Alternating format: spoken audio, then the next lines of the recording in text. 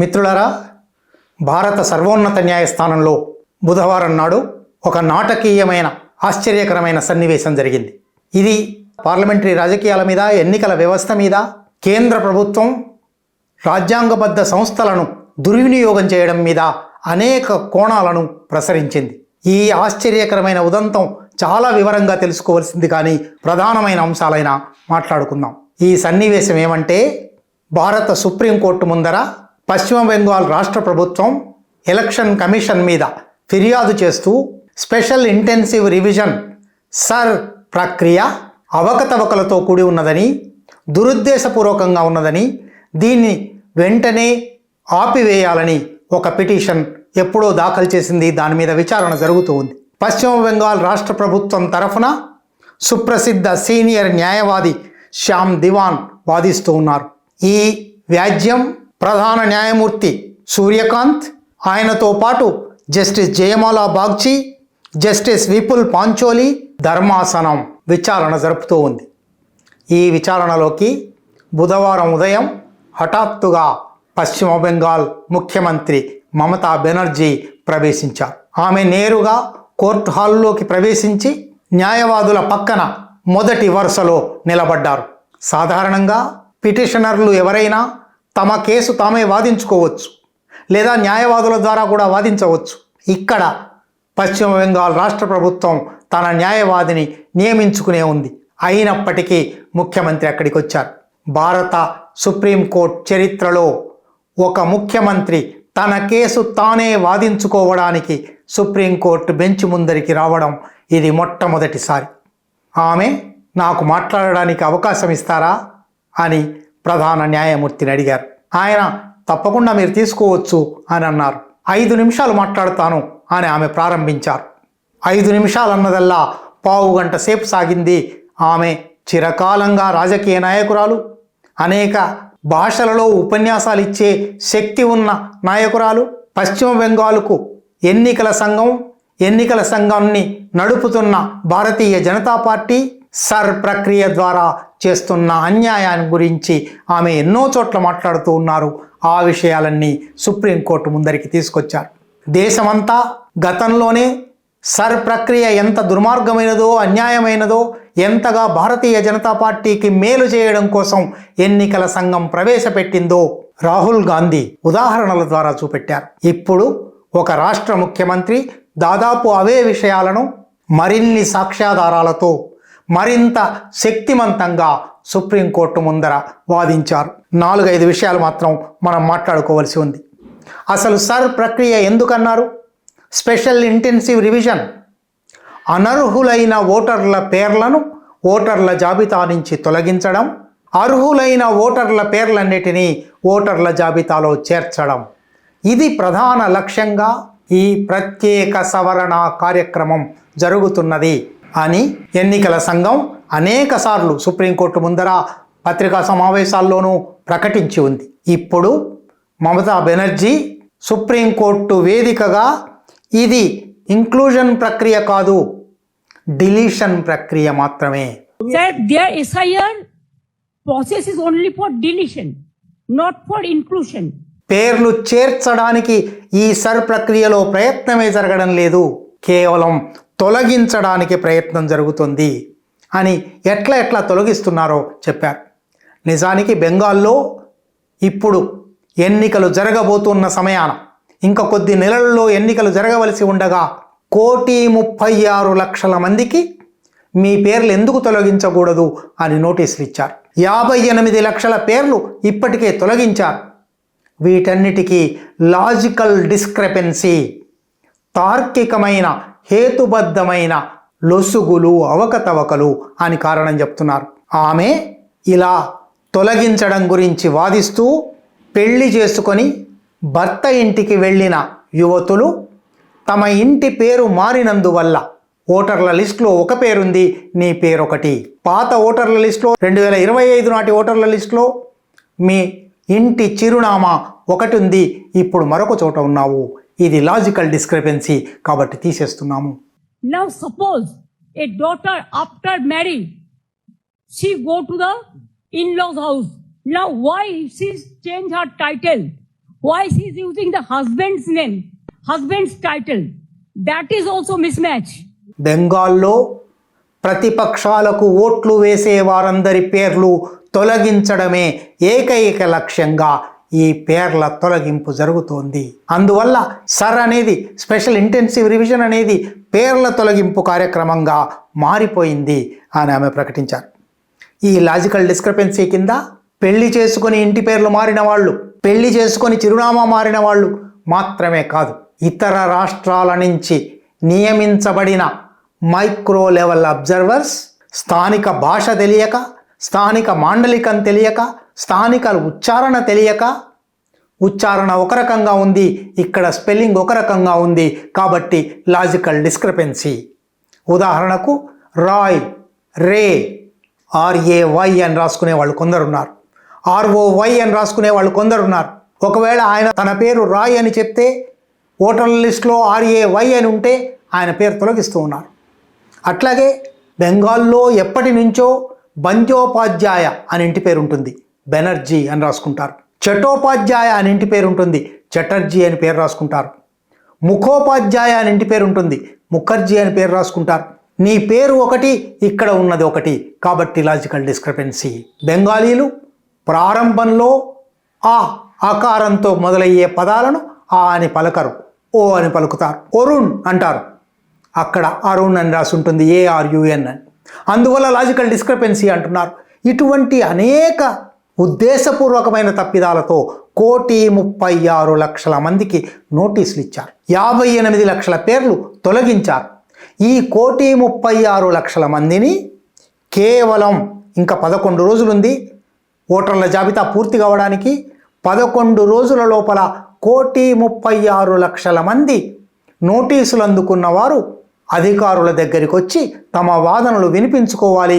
ఆ వాదనల్లో గెలిస్తేనే వాళ్ళ పేరుంటుంది. 11 రోజులలో 1,36,00,000 మంది అంటే రోజుకు 13 లక్షల మంది. ఎంతమంది అధికారులు విచారణలు జరపాలి, ఎంతమంది అధికారులు ఇంటర్వ్యూలు చేయాలి, ఎంతమంది అధికారుల ముందర ఈ పేర్లు తొలగించబడిన వాళ్ళు, నోటీసులు అందుకున్న వాళ్ళు ఎన్నెన్ని నిమిషాలు మాట్లాడితే 11 రోజులు సరిపోతాయి. అంటే ఉద్దేశపూర్వకంగానే 1,000,000కి పైగా మందిని బెంగాల్లో ఓటర్ల అర్హత తొలగించడానికి ఎన్నికల సంఘం ప్రయత్నిస్తున్నది. మమతా బెనర్జీ ఇంకా ముందుకు వెళ్ళి మరొక మాట కూడా అన్నారు. ఇది ఇంక్లూజన్ ప్రక్రియ కాదు, డిలీషన్ ప్రక్రియ అనడంతో పాటు ఇది వాట్సాప్ కమిషన్ అయిపోయింది, ఇది ఎలక్షన్ కమిషన్ కాదు. Election Commission, WhatsApp Commission. WhatsApp Commission is saying it is only the micro observer. Election commission ప్రతి ఓటరుకు, చిట్ట చివరి ఓటరుకు, నిరక్షరాస్య ఓటరుకు కూడా తన సమాచారం, తన ప్రశ్నలు అందేలా చూసి వారి నుంచి జవాబులు రాబట్టాలి. కానీ ఇప్పుడు ఎన్నికల కమిషన్ వాట్సాప్ మీద నోటీసులు పంపుతుంది, వాటికి జవాబులు ఇమ్మంటుంది. ఇది వాట్సాప్ కమిషన్ అయిపోయింది. ఈ వాట్సాప్ కమిషన్ ప్రజాస్వామికం కాదు. ఈ దేశంలో అనేక మంది నిరక్షరాస్యులు ఉన్న చోట, అనేక మందికి వాట్సాప్ సౌకర్యం లేని చోట, వాట్సాప్ సౌకర్యం ఉన్నప్పుడు కూడా ఎలక్షన్ కమిషన్ పంపించే భాషను అర్థం చేసుకోలేని చోట ఇది చెల్లదు. కాబట్టి వాట్సాప్ కమిషన్ను నియంత్రించండి అని ఆమె మరొక డిమాండ్ చేశారు. ఇంకా తీవ్రమైన ఆరోపణ, బెంగాల్లో ఇప్పుడు ఈ సర్ ప్రక్రియ కోసం 8,300 మంది మైక్రో అబ్జర్వర్స్ అనే పేరిట ఎన్నికల అధికారులను ఎన్నికల సంఘం నియమించింది. వీళ్ళందరూ బెంగాల్ ప్రభుత్వ అధికారులు కారు, వీళ్ళందరూ భారతీయ జనతా పార్టీ పాలిస్తున్న రాష్ట్రాలలోని అధికారులు. ఉద్దేశపూర్వకంగానే వాళ్లను బెంగాల్లో దింపారు. వాళ్ళు స్థానిక బూత్ లెవెల్ ఆఫీసర్ల సిఫారసులను, వాదనలను, అభిప్రాయాలను కూడా తోసిరాజంటూ ఓటర్ల పేర్లు ఇష్టారాజ్యంగా తొలగిస్తున్నారు. 58 లక్షల పేర్లు తొలగించారు. Living people are declared dead, బతికి ఉన్న మనుషులు చనిపోయిన మనుషులుగా పేర్లు కొట్టేస్తున్నారు.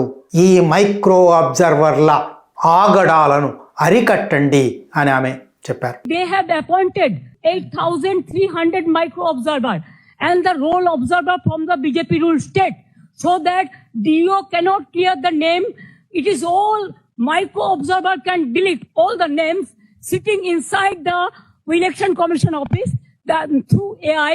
That earlier 58 lakhs are being deleted. Even they were not allowed to file Form 6. Sir, earlier first phase, 58 lakhs deleted. There so many people are alive and now they are being declared by that their death. ఇది చాలా తీవ్రమైన ఆరోపణ.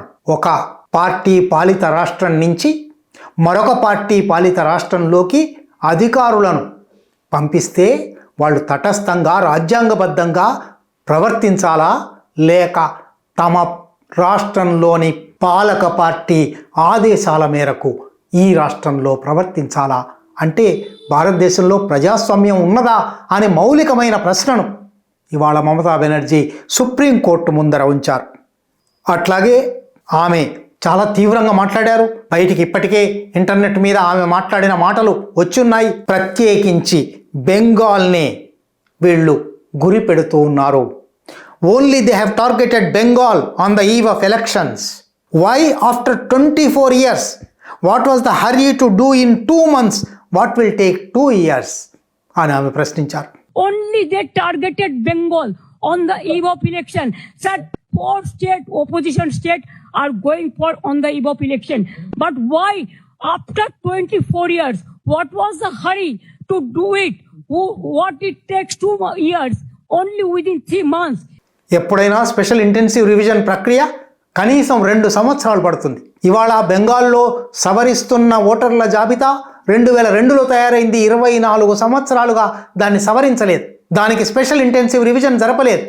ఇప్పుడు హఠాత్తుగా ఎన్నికలు కొద్ది నెలలుండగా 2 సంవత్సరాలలో జరిగే పని 2 నెలల్లో కుదించి ఎందుకు జరుపుతున్నారు? బెంగాల్నే ఎందుకు లక్ష్యంగా చేసుకున్నారు అని ఆమె ఎన్నికల సంఘం ముందరికి ఎన్నోసార్లు ఫిర్యాదులు చేశాను, ఎన్నోసార్లు మా సూచనలు పంపాను, అభిప్రాయాలు పంపాను, ఉత్తరాలు రాశాను. వాళ్ళు పట్టించుకోవడం లేదు. అందువల్ల ఆమె bonded labour, I'm a very less important person, I'm from a common family, I'm not fighting for my party. ప్రజాస్వామ్యాన్ని కాపాడండి అని సుప్రీంకోర్టును అడిగారు. That we are not getting justice anywhere. So many times I have written 6 letters to election commission, including all the details, but no reply, sir. I'm a bonded labor, sir. Maybe I pay for that. I'm a very less important person. I pay for that. Sir, I'm from a common family, but I am not fighting for my party. Save democracy. Aadhaar కార్డును ప్రామాణిక పత్రంగా పరిగణించకూడదు అని election commission sir ప్రక్రియలో ఆదేశిస్తే దాని మీద సుప్రీంకోర్టులో విచారణ జరిగింది. సుప్రీంకోర్టు ఆధార్ కార్డును కూడా పరిశీలించండి అని ఆదేశం ఇచ్చింది. అయినప్పటికీ మీ ఆదేశాన్ని కూడా ధిక్కరించి ఆధార్ కార్డును పరిగణించడం లేదు. ఆధార్ కార్డును పరిగణించమని ఇప్పటికైనా చెప్పండి అని ఆమె సుప్రీంకోర్టును ప్రశ్నించింది. ఇవన్నీ జరుగుతూ ఉండగా కేంద్ర ప్రభుత్వం తరఫున న్యాయవాదులు, నిజానికి వాళ్ళు కేంద్ర ప్రభుత్వం తరఫున న్యాయవాదులు అనడానికి వీల్లేదు, వాళ్ళు ప్రజాధనం మీద అక్కడ సాలిసిటర్ జనరల్గా, అటార్నీ జనరల్గా, అడ్వకేట్ జనరల్గా అటువంటి పదవులు నిర్వహిస్తున్నారు. అందువల్ల వాళ్ళు రాజ్యాంగానికి బద్దులై ఉండాలి కానీ కేంద్ర ప్రభుత్వానికి బద్దులై ఉండవలసిన అవసరం లేదు. కానీ దేశంలో తలకిందుల వాతావరణంలో సాలిసిటర్ జనరల్ ఆఫ్ ఇండియా అంటే భారత ప్రజల నెత్తురు చెమట పన్నులుగా కడితే వాటితో జీతభత్యాలు పొందుతున్న ప్రజా సేవకుడు భారతీయ జనతా పార్టీ ప్రభుత్వానికి సేవకుడుగా అక్కడ అనేక అభ్యంతరాలు చెప్పాడు. మైక్రో అబ్జర్వర్స్ అంటే ఏమిటి, ఆధార్ కార్డును ఎందుకు తీసుకోకూడదు, అటువంటి అభ్యంతరాలన్నీ ఇప్పుడు అక్కర్లేదు. కానీ ఆయన నిన్న లేవనెత్తిన ఒక్క అంశం మాత్రం మనం తప్పనిసరిగా పరిగణనలోకి తీసుకోవాలి. ఆయన ప్రభుత్వ ప్రతినిధి కదా, సాలిసిటర్ జనరల్ కదా, ప్రజాప్రతినిధి కదా. ఆయన హఠాత్తుగా బెంచ్ ముందరికి ఒక సూచన చేశాడు.